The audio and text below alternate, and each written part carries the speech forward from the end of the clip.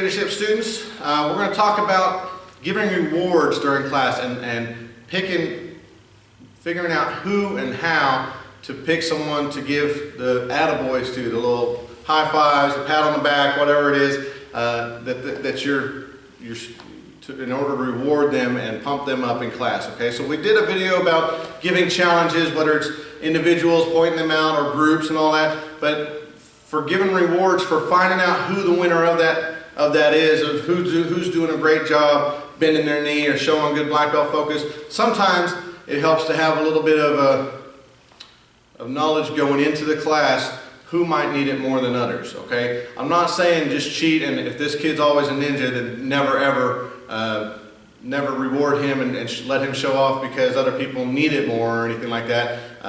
Let this kid show off when he's doing real well, yes, but let's say, and sometimes this happens a lot in karate schools too, something's going on this week or they're out of school for summer break and the kids are just wearing themselves out during the day at the swimming pool, and they come in, they're just not all pumped about going to karate because they know they're going to have to give energy and all that stuff too. So mom or dad might come to the instructor, the head instructor or someone before class and say, it was rough getting Billy here today because he didn't want to get his uniform on.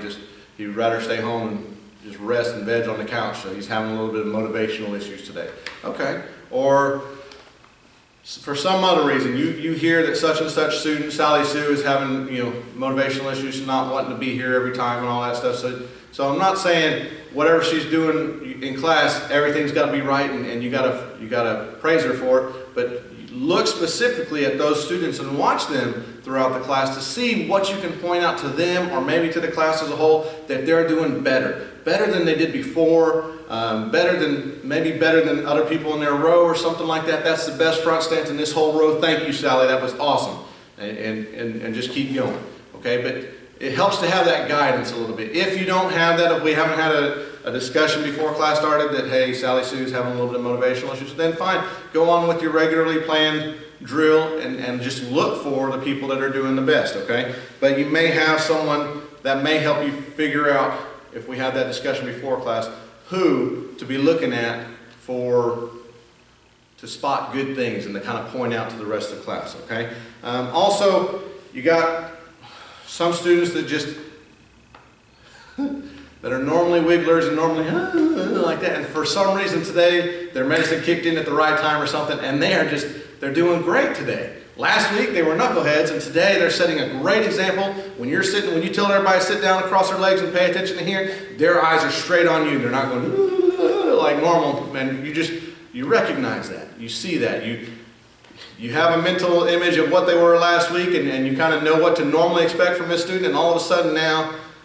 they're different and they're setting the right example, they're doing the right thing. So that's another chance for you to really keep them on that momentum and on that track. Point that out and praise them for it.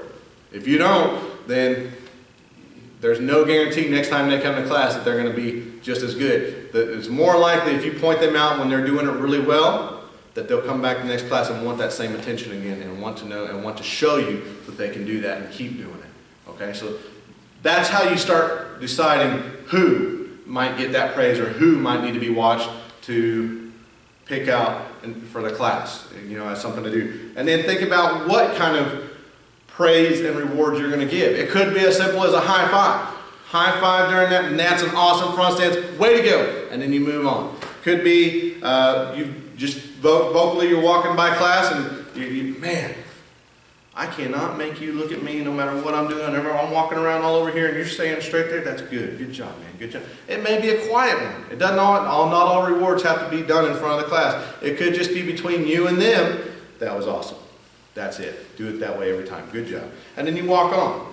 Because who doesn't want to hear that from their teacher, their instructor, their parents, or anything like that? It doesn't always have to be that my parents praised me in front of all my friends and my brothers and sisters and all that stuff, but they pulled me aside and said, we see what you're doing and that's really good, thank you. Then you feel good about it. So the one-on-one kind of can help too. You could make it a big deal, let everybody sit down in the class and let Sally Sue or Billy Bob or whoever here show off their technique. You thought it was that good. You think everybody else needs to see that another yellow belt can do that. It doesn't have to be a black belt to be able to make it look good. Look at that yellow belt. She's doing it good too. Okay, it could be something like that. Let everybody see them. They do it real well, then do something like a round of applause after that. You know, make everybody clap for her. Give her 1 clap, 2 claps, you rock, something like that. Those all work. Make it quick and then get going on with the class.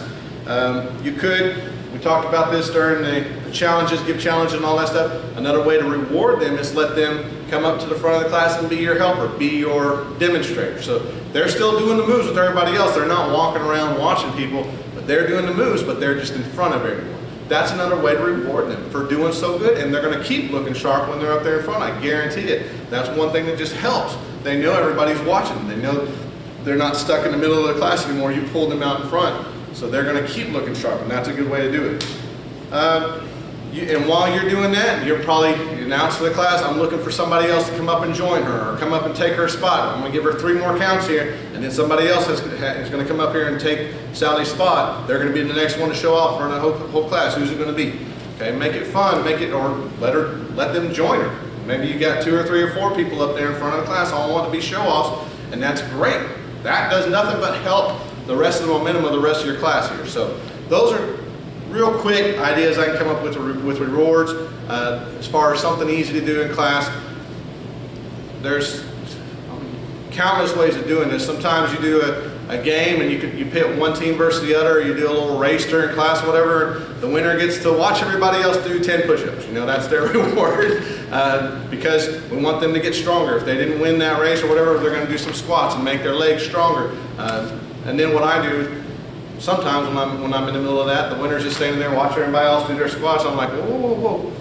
Do you want to let them get their legs stronger than you so they can win the next race? No, sir. Well, then I'll go ahead and do some squats too because I want to be just as strong. And then it becomes just kind of fun. But there's all sorts of ways to do it. Think about that and have that ready for your class. That's another way you can pump them up in class, and that's really what we're all about. Whenever you're teaching martial arts, there's a structure and discipline side to it. Yes, that's always going to come into every class, but you're not going to keep them coming back for more if they're not interested, if they lose interest in it. So you've got to find a way to pump them up. So have some rewards set in your head that tonight this is what I want to try. I want to try the group challenges versus everybody if I've got a big enough class to do it. Or tonight I want to try bring somebody up to the front and be my helper because my legs are sore and I don't want to do all the kicks myself or whatever and show off. So have something like that for each class plan you got. Have your drill planned out, what goals of that drill you want to have and kind of know what problems to expect to see in the class, but also have some rewards and challenges planned out for your class. That way it helps you keep the pace moving and keep them pumped up. So you have that planned out in your head ahead of time